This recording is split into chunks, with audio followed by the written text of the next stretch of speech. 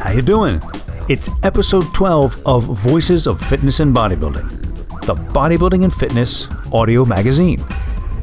For this episode, I found some, what I hope will be, for you, very informative, interesting, and entertaining articles. What I do is scan the internet for something that jumps out at me, something that sparks my interest, and then evaluate it to see if I think it would be relevant to you guys. If you think I'm off the mark, or would like to see me read something specific, or even research a topic that you're interested in, please let me know by emailing me at mike@mikepulcinella.com. You can also submit questions for Dave Pulcinella's next Q&A, also at mike@mikepulcinella.com. Our fitness article this week is about washing fresh produce. Should we do it? How should we do it? And does it really do anything? The bodybuilding article is called "You Don't Have Haters, You're an Asshole." It's a funny but also insightful little piece written by a powerlifter, but it applies to all of the fitness industry. Then we take up the haters topic with my brother Dave and move on to his rant this week, which is kind of related, which is about misconceptions in the general public about bodybuilding, which can often devolve into stupid comments and pointless arguments. He starts by explaining how Kai Greene did not build his physique with broccoli. Just stay tuned and all will be explained. And finally, for the off-topic article, well, it's not really all that off-topic for bodybuilders, and it's about how to stop worrying. Worry and anxiety is an issue for everyone, but especially an issue for those who want to build or hold on to muscle. So, have a cup of tea, meditate, count to 10, pop a Xanax, whatever you have to do to hang in there, because VOF&B episode 12 is happening now.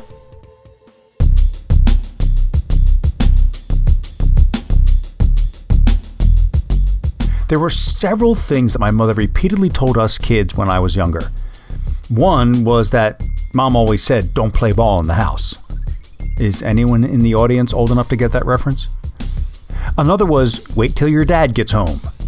The third was that wasting food was a sin. She hammered that one into us. And the fourth was, "Always wash your fruit before eating it." Now, my mother was adamant about us washing every piece of fruit before we ate it. But was Mom right? Does washing fruits and vegetables actually do anything? Well, Allison Fox at the Huffington Post has this advice. What does washing produce actually do? Posted April 3rd, 2017 on the Huffington Post. The question: does rinsing fresh fruits and vegetables under water really do anything? The answer: rinsing fruits and vegetables under water helps rid the food items of soil, microorganisms, and potential human pathogens such as E. coli, Listeria, and Salmonella, according to Sanjay Illick, an assistant professor and food safety specialist at Ohio State University. However, it's not a straightforward practice.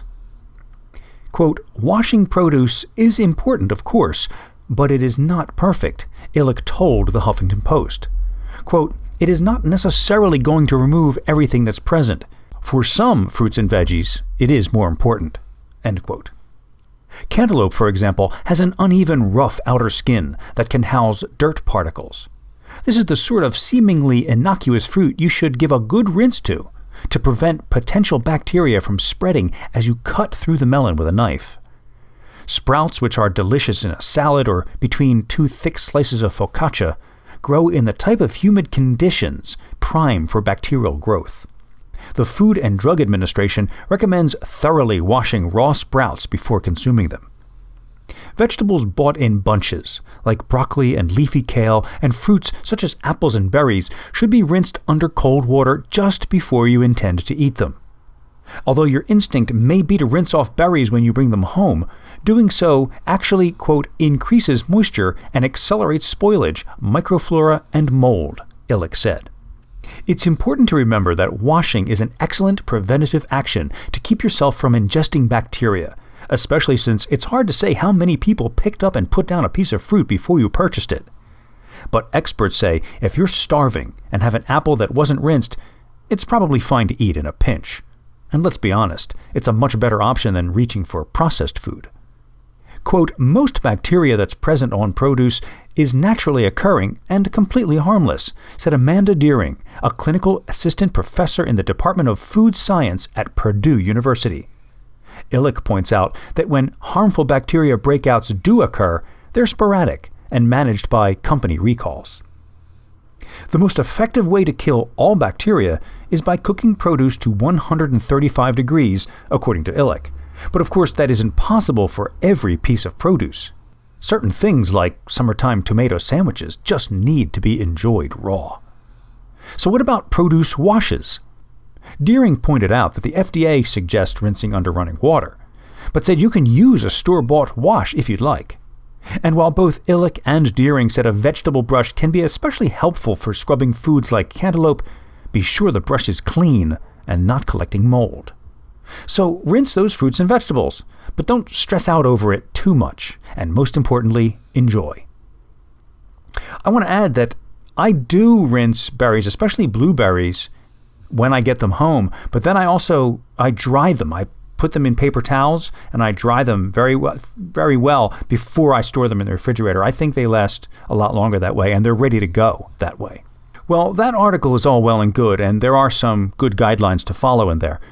But what my mom was really worried about was pesticides.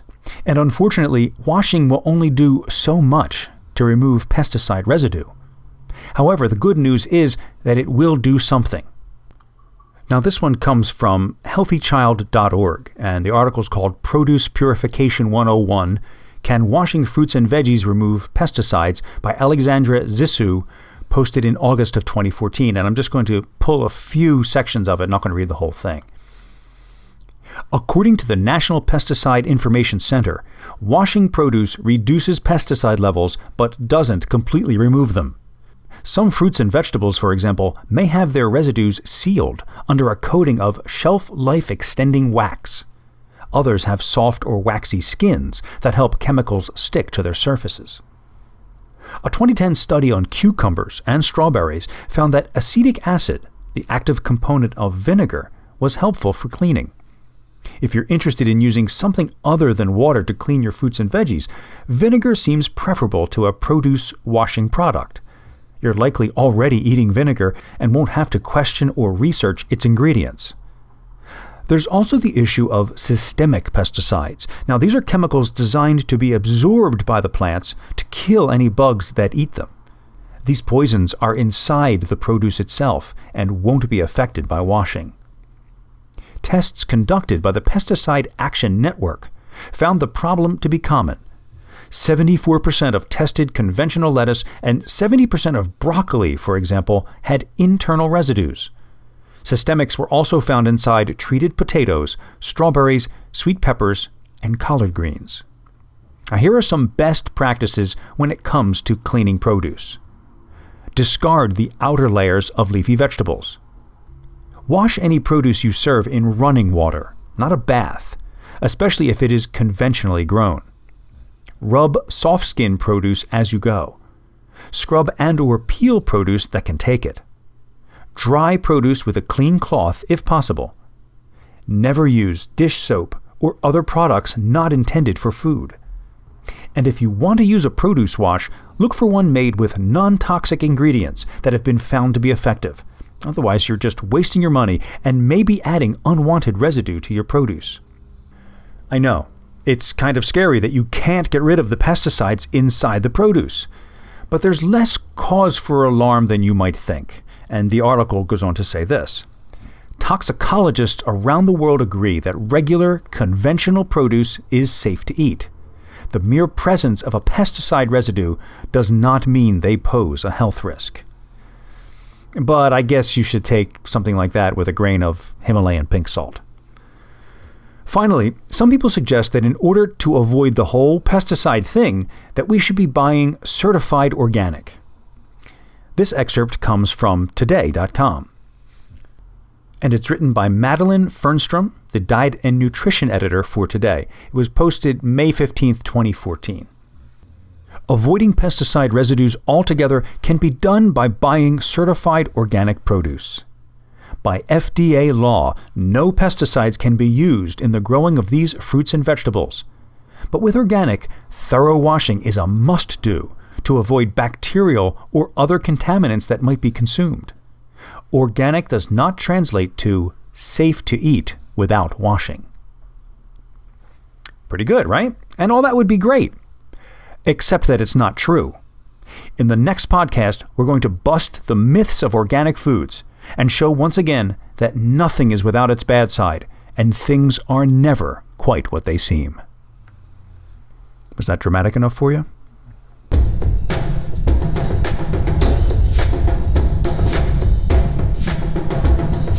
By now, everyone has experienced the downside of the internet. Trolling, anonymous comments are a way of life, and it does little good to even mention it anymore, let alone complain about it. So this is not going to be me talking about, these kids nowadays and how rude they are and so on. No. Actually, this is from the other side of the coin. This is about how some people can delude themselves into thinking that they have haters. People who dislike them and troll them only because they are successful. It's a jealousy thing, in other words. And while I'm sure this does happen from time to time, the reality is that most of these situations, it's probably just a passing thing. Unless those getting hated on are bringing it on themselves.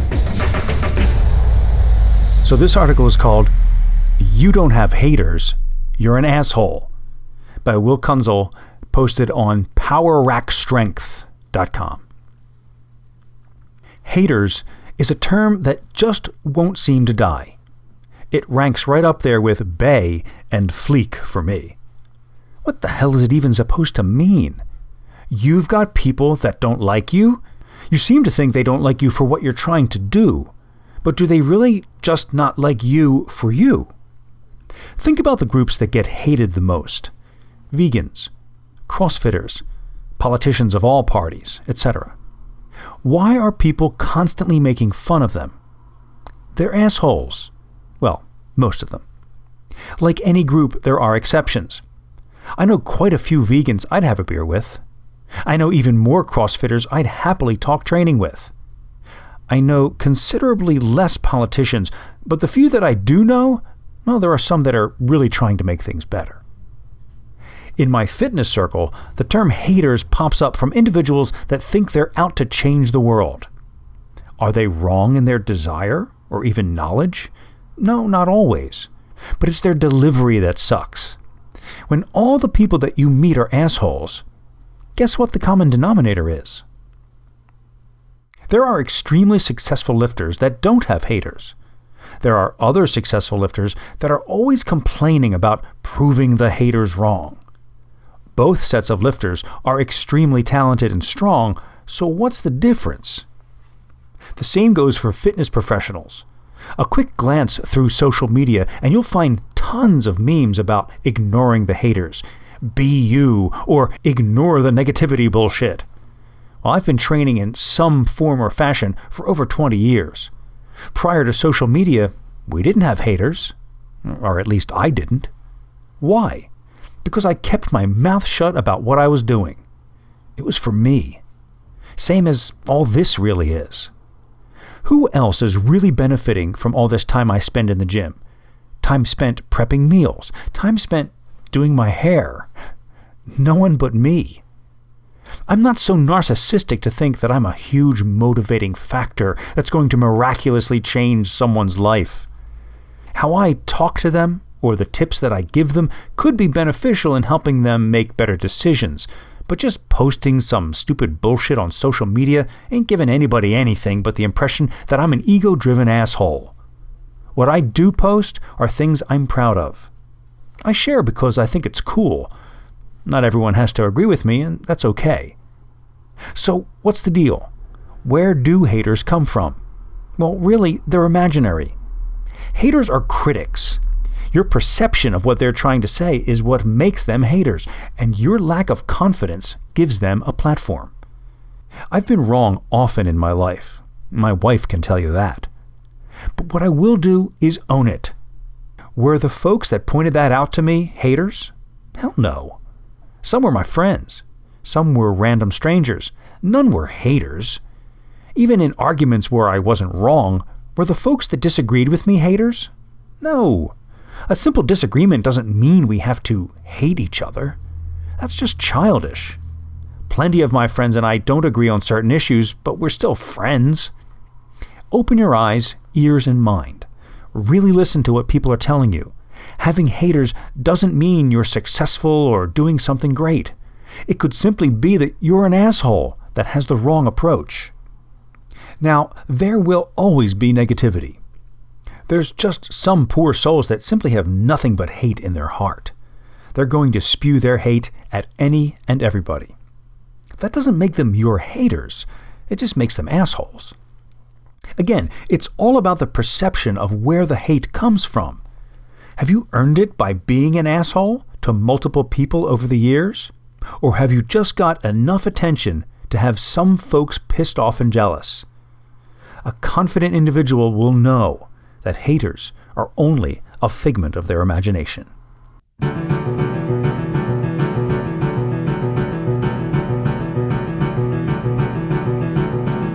And now, here we are with Dave Pulcinella for Dave's segment on Voices of Fitness and Bodybuilding. I'm connected with Dave via Skype from Delaware.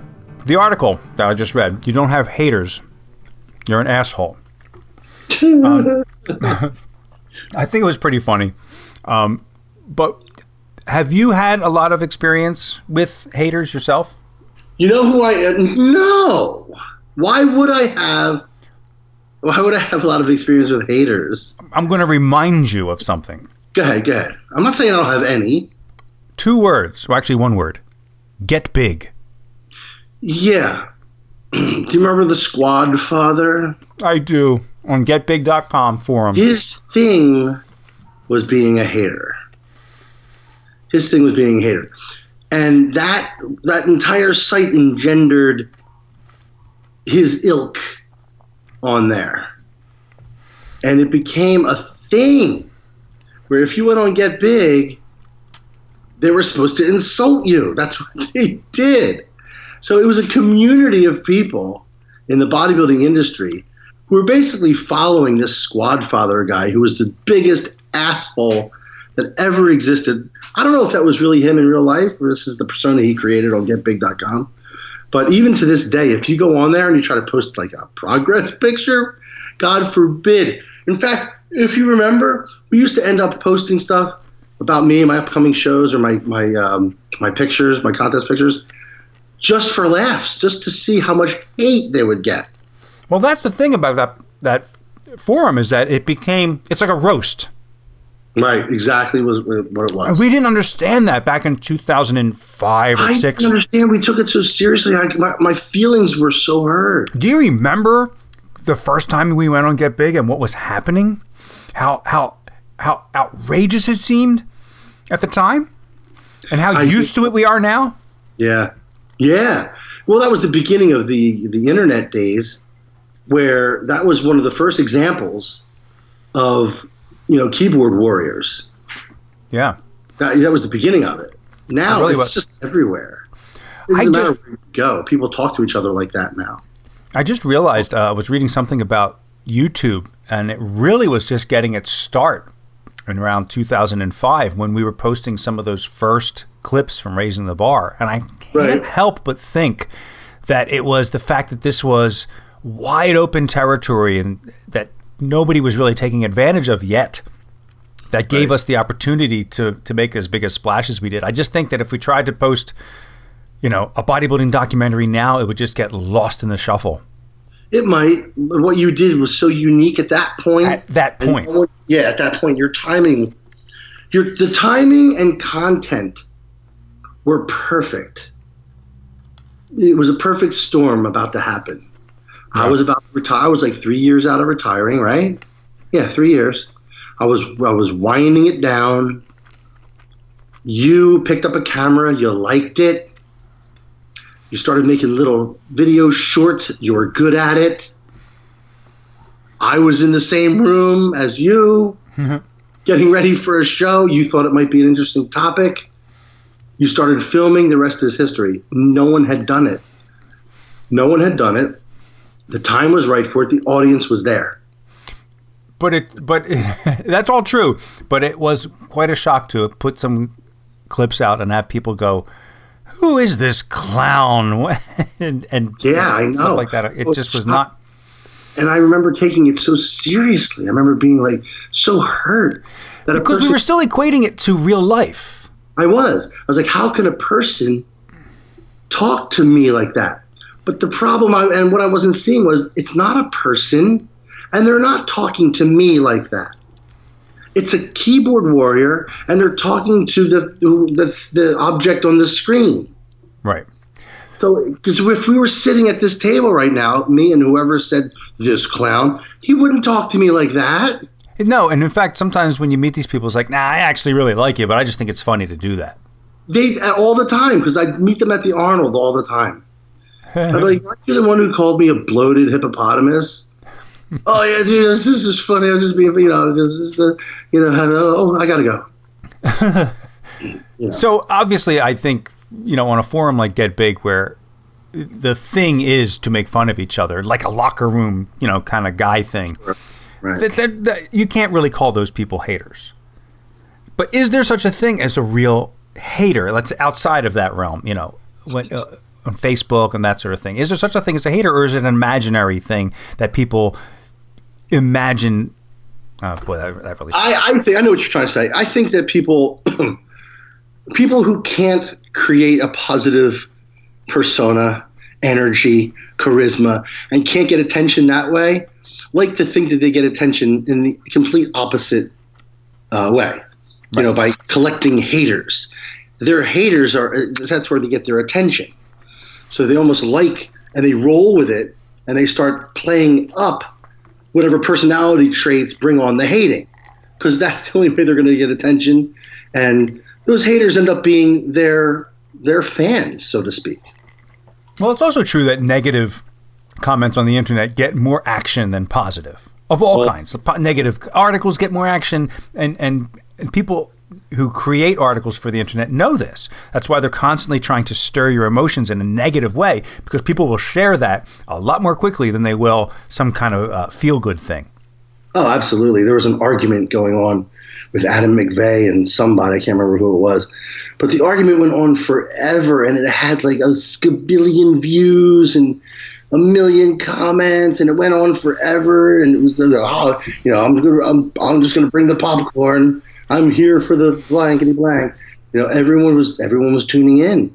I've gotten into online arguments like that myself, and I kind of like it sometimes. It's kind of like an intellectual challenge sometimes to sort of really solidify thoughts that you've been thinking about a certain thing in opposition to another person, and it's like to debate, to battle them, and it makes you really have to discard the weak arguments that you have for a certain thing and reinforce the good ones. I mean, it's fun sometimes. It's interesting. But the thing that gets me about it more than anything else is when, and this happens all the time, and it's when you make a irrefutable point and they just ignore it. And they just gloss over it or ignore it completely. Like, I just made a point. You have to at least say, well, that's a good point, but... And they don't. That's the thing that gets to me. It hit too close to home, I guess. So they have to ignore it. By the way, I feel it necessary at this juncture to tell you that being your Facebook friend at this point in time is like being at a party with that guy who insists on bringing up a conversation about politics and religion. You do know that about yourself at this point, right? I know, but I've been trying to control it a little bit. You're not controlling it. Yes, I am. Oh, you have no idea. I stopped myself from posting at least 5 different things today. Are you serious? You're awful. That stuff really riles me up, though. Dude, you just get fucking these political rants with these people, and you get this argument like, how does he have the energy to do this? Let me tell you something about Trump right now. Yeah, I'm like, he didn't go there. Really? Why? Are you talking about the one that you talking about the long conversation I had with our cousin Joe today? Yes. Oh, he pisses me off. I love that one line that you said to Joey today. You were like, Well, what are you doing to solve the problem other than being a big bummer on my Facebook page? He's a total bummer. Yeah. He's a total bummer all the time. Every time and that's the thing. And I don't want to get into this. See, so you'll get into it on Facebook, though. Well, it's not for the podcast. We should get into it here. We should not get into it. No, we should not get into it here. Because I was working towards something else. About haters. And what often happens is that people will hate on bodybuilders, because that's what we're talking about.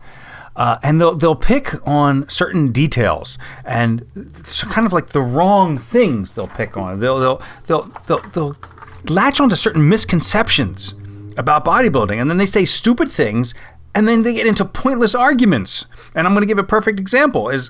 I have a video on my YouTube channel called Kai Green, A Day in the Life of a Bodybuilder. It's a 3-part series that's very popular. I think the first part of the series, like part 1, has got over 2 million views, and that's just on my channel alone, because it's been posted in other places.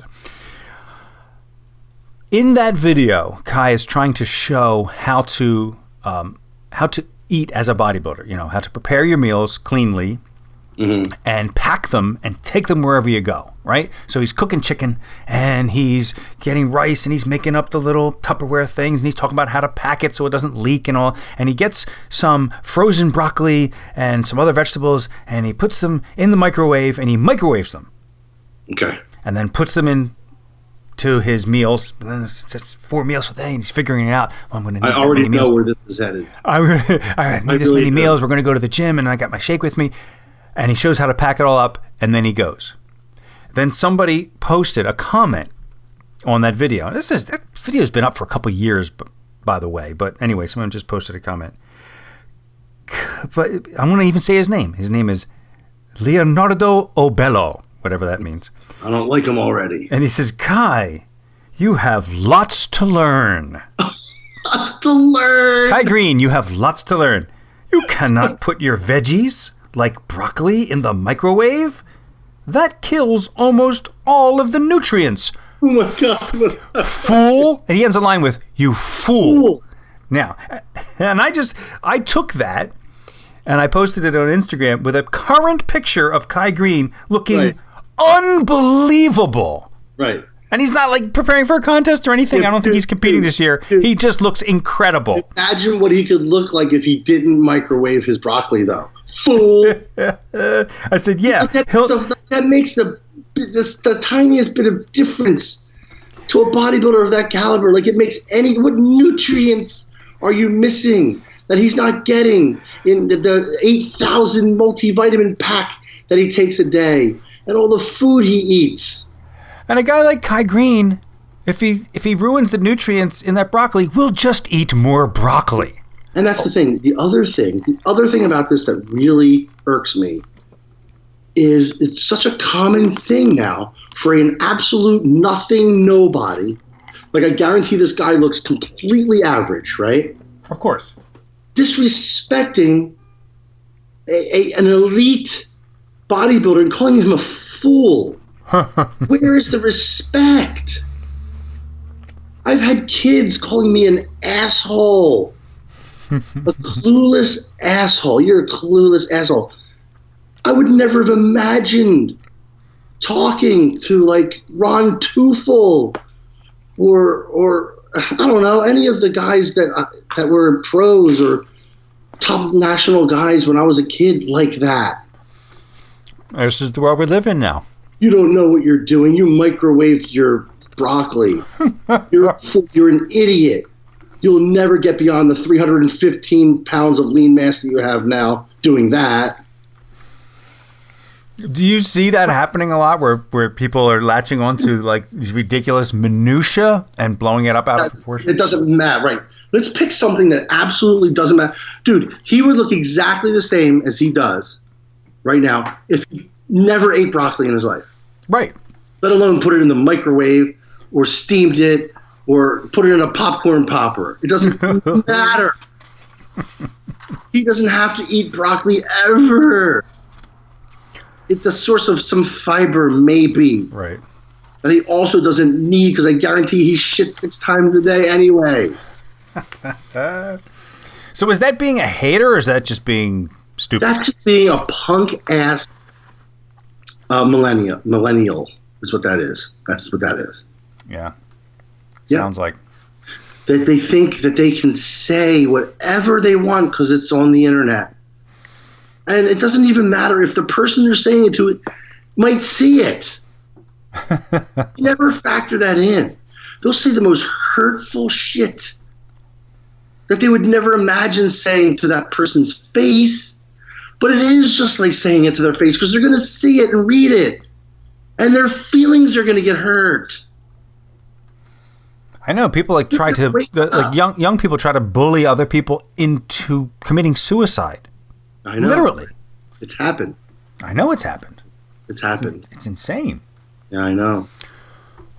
Anyway, do you have anything more to say about that topic, or would you like to do a few Q&A? Let's just go right to the Q&A. Q&A questions and answers. Is that too redundant for you? It's pretty damn redundant, dude. Okay, here's one. Here's one from Dave Stitch, friend of ours. What over-the-counter supplements does Dave recommend, if any, for fitness/bodybuilding? I like basic stuff, and it's funny because when I hand my clients their supplement plan, it's so not what they expect. I guess they're expecting all these fancy ergogens and stuff. Right. I just like a good pharma grade multivitamin. I'm going to tout the one that I use right now. It's this Phyto Multi by a company called Metagenics, and they're great. They make a whole line of stuff that's pharma grade, very absorbable. Cover your bases with vitamins and minerals, because that's really the most important thing.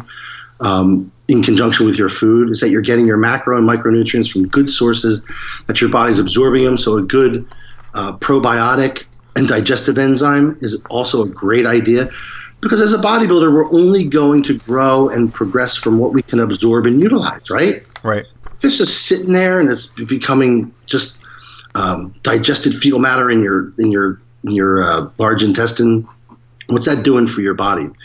Not much. You have to be able to absorb this stuff. You have to be able to digest it and utilize it. And if you're eating every few hours, it becomes even more critical. Fish oil, because oftentimes, these bodybuilders are following very low-fat diets. Right. They're not getting much in the way of EFAs. So I do believe a good fish oil supplement, a couple 1,000 milligrams a day, is a good idea. It also gives some blood thinning effect, and with a lot of guys running a lot of gear, it's not a bad idea, Also helps with your blood lipids, which is also affected by anabolics. So that's something that you should take. I do believe in liver protection, Live 50 or something like that if you're running orals. And again, my supplement plans are individualized to a degree. If somebody has like a certain issue, if they're not good at digesting carbs or utilizing carbs, but you want to put a couple carb meals in there, you might put some ALA with those carb meals, alpha lipoic acid, which kind of mimics insulin. Things like that, just things that are useful. I don't like a lot of stimulant-based pre-workouts because I think they cause more harm over time by degrading your central nervous system. You're already doing this cardio, all this weight training. You're probably stressed about your show. You have stress because you have family members who don't understand what you're doing. Maybe your spouse is giving you hell about what you're doing. This is all central nervous system stress and putting a stress on your adrenals. So you're going to add to that the fact that you're taking Lipo 6 Black 3 times a day. Not a good idea. Yeah, but that stuff feels good. It does feel good until it feels bad. Mull that over. Wait, I guess you told me, didn't you? I told you. What about proteins? Protein powders? Proteins, I like a couple good brands. You got to make sure that they're true to label claim. True Nutrition is great. Dymatize is good. Optimum Nutrition is good. There's a few of them out there that are very good. Whether you use a slow-acting one or a fast-acting one will depend on what you're using it for, whether it's before bed or whether it's post-workout. And now, there's a lot of good vegetarian proteins too, like pea protein hemp protein. You don't have to use whey. There's egg white protein if you have a dairy problem. So these things, again, are individual. It's an individual matter depending on the person I'm working with. There's also all the rage now. It's cricket protein. Have you heard of that? Made of bugs? You're MHP. Yeah, I have actually heard of it. I forgot to mention you. Yeah, MHP is good too. My girlfriend says, don't you ever even bring that into the house. What, cricket protein? Protein made from bugs. She cannot Why? abide the idea of it. It's an animal. It's an animal. It's awful. I don't know why that's gross. It just is. But I don't know. Why is protein from whey not gross? That's pretty gross too. I know. When you think about it. If you think about it. Well, Dave Stitch really got his money's worth asking you this question. Didn't he, though? He should probably pay you for this. The check should be in the mail, Stitch. Well, by the way, people can reach out to you for training online at pulseadvancednutrition.com. Is that correct? That is correct. All right. There's your little commercial. Thank you. That's what you get. That's what I give you. That's how I'm paying you for being on my podcast. I want a check. Check in the mail. Yeah, it's in the mail. Cold hard cash. Jason Matthew asks, this is, you're probably not going to be able to go into great detail on this. What would Dave recommend as a first steroid, not steroid, but a steroid cycle? And what are the necessary precautions that we should take in order to ensure minimal side effects? I'd say for the most minimal side effects, don't take them at all. Yeah, and that's the thing too. If someone's got decent genetics and they're working hard, I recommend nothing. It's going to be up to them whether or not they want to go that route. I never suggest it. I never push someone in that direction. If they come to me and they're like, I want to get my pro card, and they have average genetics and they're clean, I'll say something like, that ain't going to happen. It's probably not going to happen. You may have to augment what God gave you. But generally speaking, I do encourage everyone to get a full hormone panel before putting hormones in. Because you don't know where you're at. What if your testosterone levels are, 1,500 naturally? Right. You don't need to take tests. However, if it comes back at 300, you know what? 300 milligrams a week, probably a good idea. Mm-hmm. Where are your IGF levels? Where is your cortisol levels? Where are your your FSH and LH? Where are your what's it called? You're asking me? Thyroid. Oh. Where's your thyroid function at right now? Where is that? All that stuff. Your testosterone, your estrogen levels, your estradiol. Where is it all? Find out where that is, and then you can go from there. Yeah. But less is more with the first timer. Almost nothing. You should take almost nothing.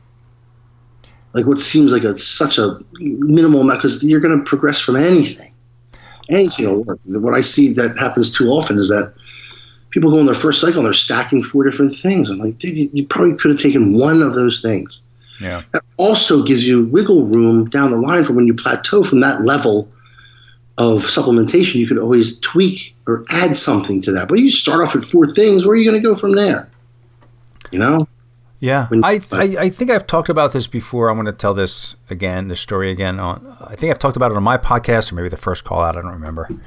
But I've had several people come up to me because they, know that I'm in the bodybuilding world, or that I know you or whatever. And they've asked me for the hookup, right? Can you get me the steroids? They really do that? Yeah, it has happened a handful of times, not a lot. Gotta be kidding me.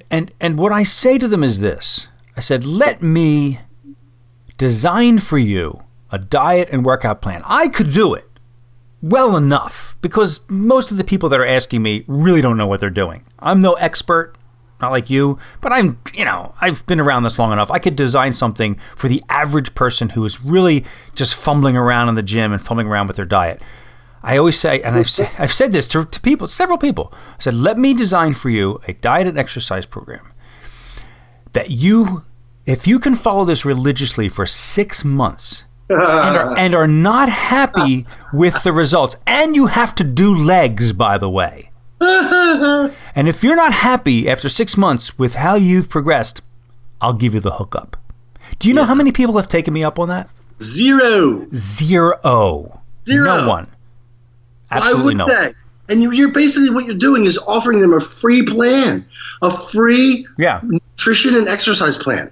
Right. That would be pretty worthwhile, since, you grew up with me, you know pretty much what you're doing. Yeah. So it would be a good program. Yeah, a good general program. I could get somebody started. Right. They're not going to do that. Not a one of them has taken me up on it, because that's not what they were looking for. They were not looking for more hard work. But you're asking for that. But the point that I make is that without a good basis in knowing how to do the hard work, the drugs aren't going to do you any good anyway. Yeah, no. Yeah. I want to go back to something you said before, where you said when somebody comes to you and they say, I want to turn pro. I hear a lot of people say that. I want to turn pro. Do they even really know what it means? What does that mean for most people? Dude, most times when I hear it said, this is going to blow your mind. Most times when that comes out of someone's mouth, it's from someone who hasn't even done their first show yet. They don't even know what it's like to go through the process of getting ready for a local show. And they're talking about pro cards. Not only do they not know the process, including the last week and how torturous that could be, or how torturous the whole process can be, or if they're even going to like being on stage, or if they'll place 52nd out of 53 people at their first local show. They have no idea of any of that, and they're like, "Yeah, I'm going to do this show. Then by next year, I'm going to do a qualifier and shoot for my pro card. I want to shoot you right in the head right now." Saying that, you arrogant, clueless piece of shit.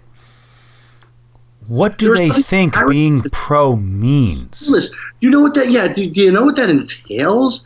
And then it's usually, have you gone to a show? Have you seen one yet? No. All right, well, why don't you do your quarter turns for me real quick? What are they? What are they? What you just did was the equivalent of me walking into a place that does tennis lessons and saying, my goal is to next year win Wimbledon. And they say, did you bring your racket? And I say, what is that? I'm serious. I said that to somebody one time. I said, that's what you just did. What was the response? What was their response? They turned red. Wow. They turned red because they realized what an asshole they were and what a dick thing that is to say. Like, have you even seen a show? No, I have not seen. I don't know what happens at these things. Have you watched one on YouTube? No. Okay. Why do you think you want to do a show? My friend did one. Wow. 9 times out of 10, that's the answer. Wow. My friend did one. They said it was really cool. I hate you right now. I don't want to sign you up on principle. Yeah, that happens a lot. I had this on a list. This is related to what you're talking about. I had this on a list for a future episode, but I'll ask you now. What's your opinion of the the most improved kind of thing, where somebody gets up on stage, they're clearly not ready for a physique competition, but they lost 150 pounds, which is amazing. Should they be on stage? I think it's valuable or entertaining if 2 things. It's its own separate category, and it's accompanied by a big picture of what they used to look like on a screen. That would be great. That would be a really cool thing. I think that'd be a great thing. For that. Yes. The problem is they just throw them in with the rest of the competitors. Not fair to anyone. It's not fair to anyone. The people who did the work. And I'll be honest with you, a lot of these times I'm thinking, you know what? Congratulations, you've lost 100. But to be doing what you're doing, you need to lose another 100.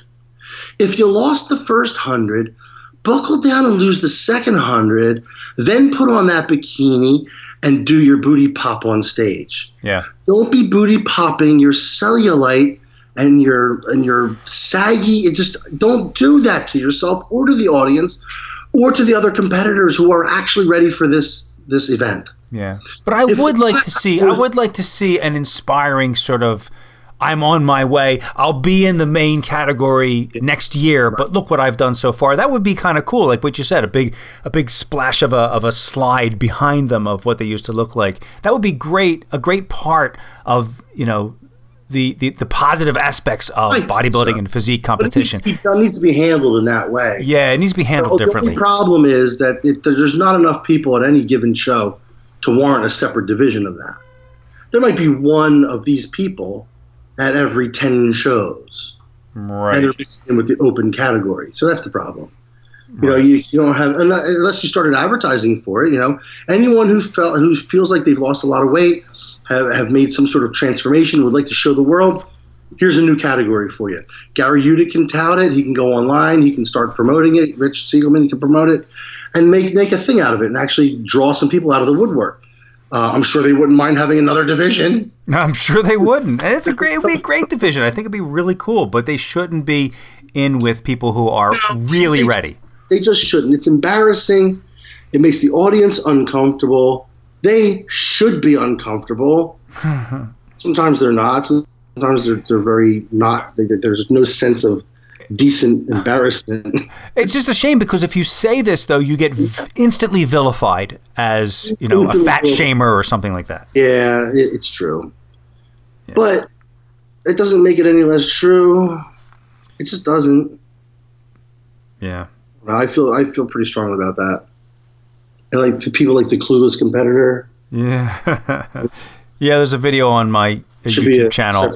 Separate. Yeah, called The Clueless Competitor. The Clueless Competitor. You guys need to see it. That's got a lot of views.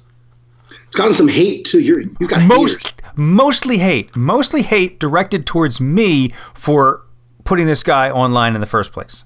Well, you know, I think they're not really listening to the words you're saying, and I think they're missing the entire flavor of the video if they say that. Yeah, I know. It's a knee-jerk reaction.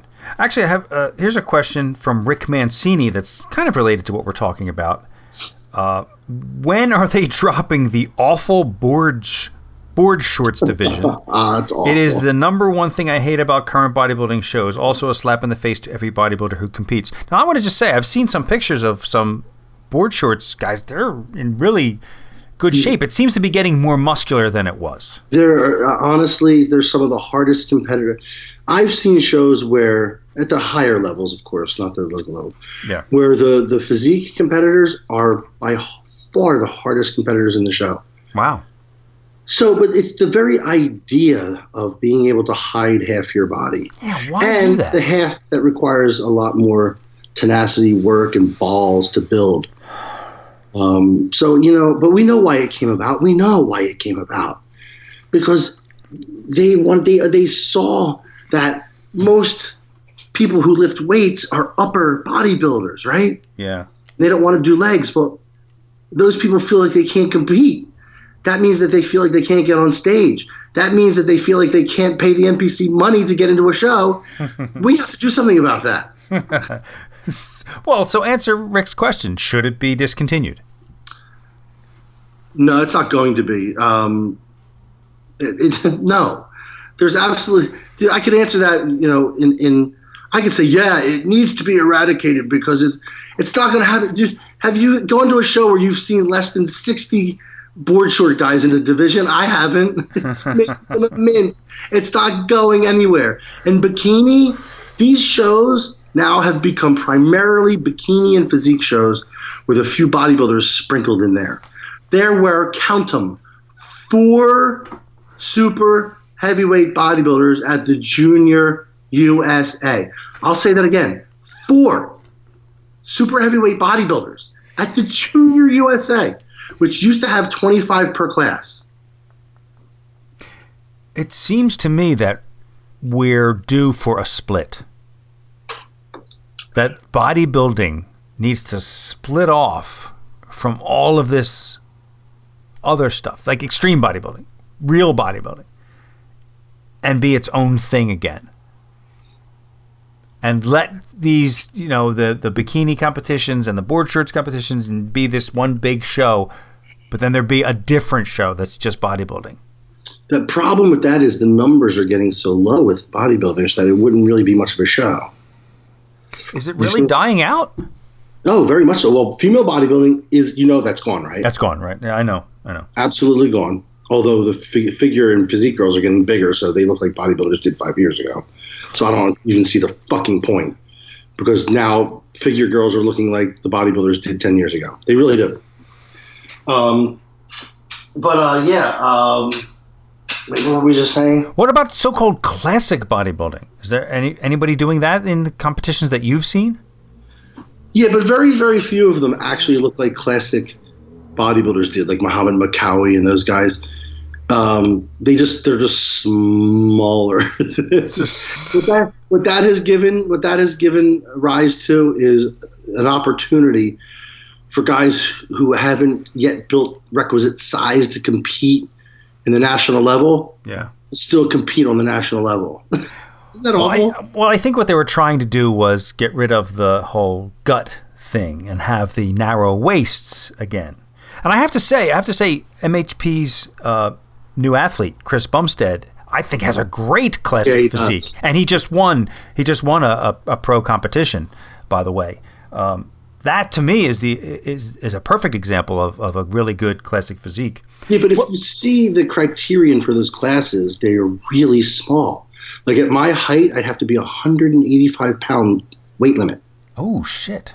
So you see what I'm saying? So basically, in other words, when I was 185 pounds, I was still a tadpole. Yeah. I hadn't yet paid my dues. I wasn't a real bodybuilder yet. I don't care how harsh that sounds, but I wasn't. I was the beginnings of one. I had great shape. I had some muscle, but I was 185 pounds. I wasn't ready yet. I would lose every national contest stage I got on. I lost, and badly. Why? Why did I lose? I wasn't big enough yet. So I had to train and put that size on and take a decade to do it.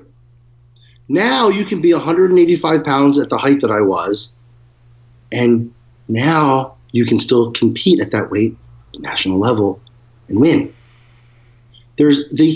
What they're doing is they create a division for everything they can think of. Everything they can think of. You have no legs, no leg division. You're 185 pounds, you haven't grown yet, the I haven't grown yet division.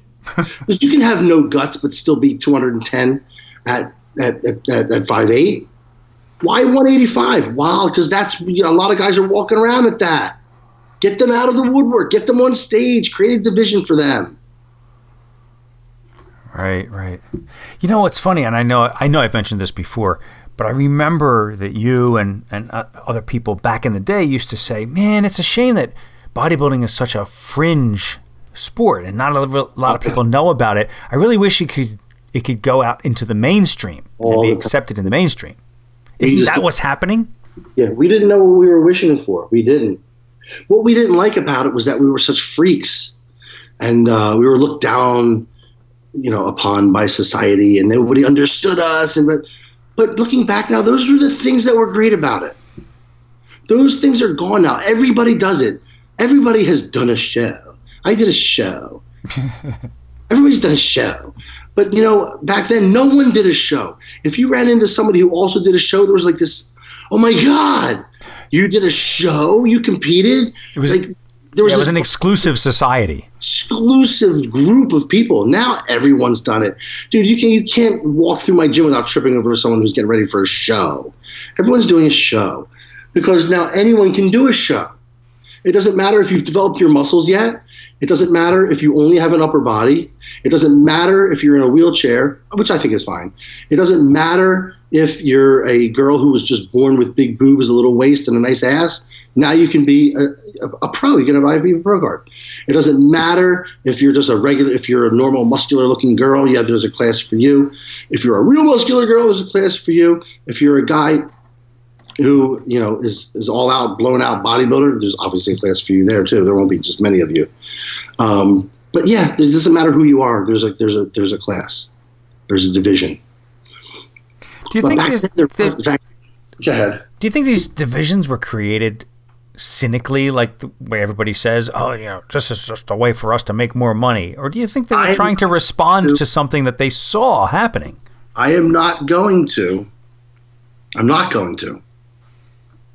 tell the quote that I heard in person at a meeting regarding that topic from one of the higher ups. I'm not gonna. But the answer is yes. Come on, Mike, it's a business. Yeah. It's a business. On that note, I'll tell you the quote off when we get off the air. Okay. It's fucking great. On that note, we're going to wrap up this episode of Dave's segment for Voices of Fitness and Bodybuilding. Next episode 13, is going to be the beginner's episode. I have dozens of questions to ask about beginning bodybuilding, beginning fitness for Dave to answer. And the following episode after that, we're going to get back to more of the Q&A because there's a bunch more that I haven't gotten to yet. So we've got a lot more stuff coming up in the upcoming episodes. And thanks again, Dave, for dropping by. Absolutely.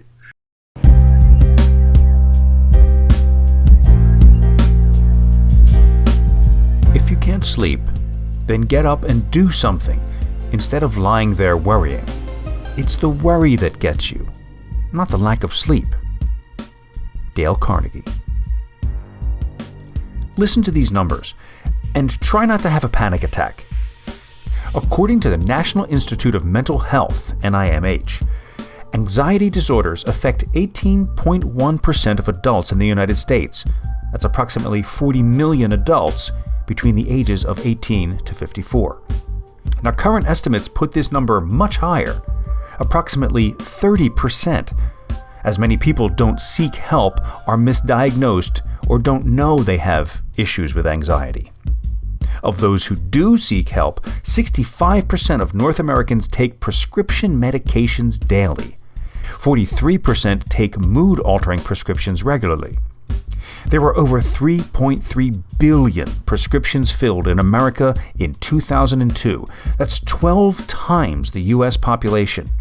So that's 12 prescriptions for every man, woman, and child in the United States for that year. And that's not to mention those who self-medicate with recreational drugs or who buy prescription drugs illegally. Now, as anyone who has competed in a bodybuilding contest can tell you, worry leading up to a show can eat away at you, keeping you from sleeping and destroying months of muscular progress. We talk a great deal about that in my Raising the Bar documentary series, the first 3 of which are available to download on my website, MikePulcinella.com. And we talk about it in even greater detail in Raising the Bar 4, where we really get into the effects of anxiety surrounding a contest, among other things. And RTB4 is available to watch for free on my YouTube channel. But worry is a serious concern for all of us. One might even say that you can worry about worry. So what can you do to combat anxiety without using drugs? TopFitHealthy.com has these suggestions. How to train your brain to stop worrying. Did you know that excessive worrying not only affects your mental state, but has a negative impact on your physical health too? While a little worry can even be helpful, as it helps you prepare for the upcoming situation, worrying too much affects your health to the extent of making you stressed, tired, extremely prone to depression, and even physically ill. When you worry, the heart rate increases, you sweat more, and the breathing becomes much more difficult. You may also become pale, given that the blood withdraws from the skin and moves toward the muscles in order to prepare them for the fight or flight situation. As the body has prepared to respond to the threat, the tension may turn into pains, causing weak legs, trembling, headaches, and back pain. The same tension can even affect the digestive system, causing diarrhea or constipation. In addition to this, chronic worry may make you susceptible to infections too. Stress and anxiety are known to lower the immune system, making you prone to colds or even more serious illnesses. Not to mention that they also make you even more fatigued and lethargic. The good news is that the brain is a highly adaptable organ, and making a few behavioral changes can notably reduce worry and help you go back to your regular day-to-day activities and high-functioning self. Here now are 3 simple practices that can be incorporated into your life to reduce worry and calm your anxiety. Check them out. 1. Write down your worries. Translating your worries into concrete words helps transform the doubt and pity into a problem with a potential solution. Whether you don't know what to wear to a party or a friend is pissing you off, write it down. Putting your worries into words prepares you to conceptualize the problems and look for a way to resolve that problem. According to a study done by researchers at the University of Chicago, anxious test takers who wrote their feelings down before doing the test actually performed much better compared to those who didn't. Researchers believe that the key to writing about your worries is to emphasize the worst possible outcome for the cause of your anxiety. 2. Practice mindfulness meditation. At this point, it's no wonder that meditation has a wide array of healing properties. Many different studies on the topic have confirmed that the act of closing the eyes and listening to your breath helps improve mental stability and cognitive function. So, whenever you feel anxious or overwhelmed by your tight schedule, find the time to meditate. All you need is an open mind and a quiet space. Sitting for as little as 2 minutes can help you feel more centered, optimistic, and clear-headed. 3. Channel your stress into exercise. Exercise offers both physical and mental benefits. While it is quite challenging and difficult in the beginning, exercising on a regular basis helps regain the control of your life. This sense of control and self-worth then allows you to reduce overall worry and stress.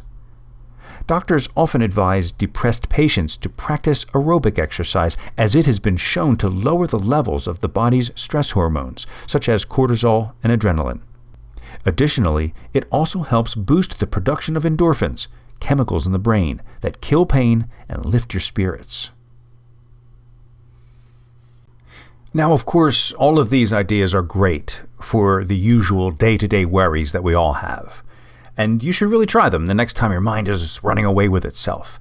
The writing lists one really helps me. I've done that for years. I mean, I write lists. Just to-do lists will reduce my anxiety and worry about the next day immensely. If you'd like to try the exercise solution, but haven't yet dived into a training regimen, you might want to be sure to listen to our next podcast. We're calling it the Beginner's Episode, and it's going to be all about getting started with fitness, with bodybuilding, or competing in any kind of physique contest. It's going to be pretty great. I'm working on it already, and Dave is going to help me with it. We're going to outline what every beginner needs to know when jumping into fitness or bodybuilding. But getting back to the matter at hand, mild homegrown solutions for worry like these won't work for true mental health issues. I mean, they can help a bit, but I just want to say that if you are suffering from debilitating anxiety or constant panic attacks which are affecting your ability to work or sleep, please don't hesitate to see a mental health professional. And for the rest of you, let me leave you with a few quotes about worry that I found that I thought were really good. Worry never robs tomorrow of its sorrow. It only saps today of its joy. Leo F. Buscaglia.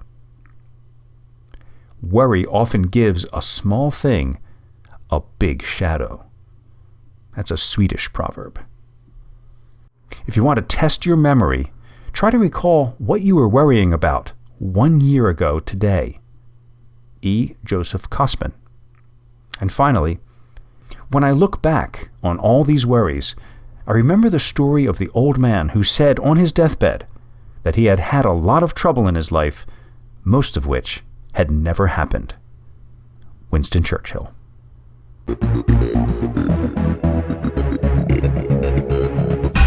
Thanks for listening to Voices of Fitness and Bodybuilding.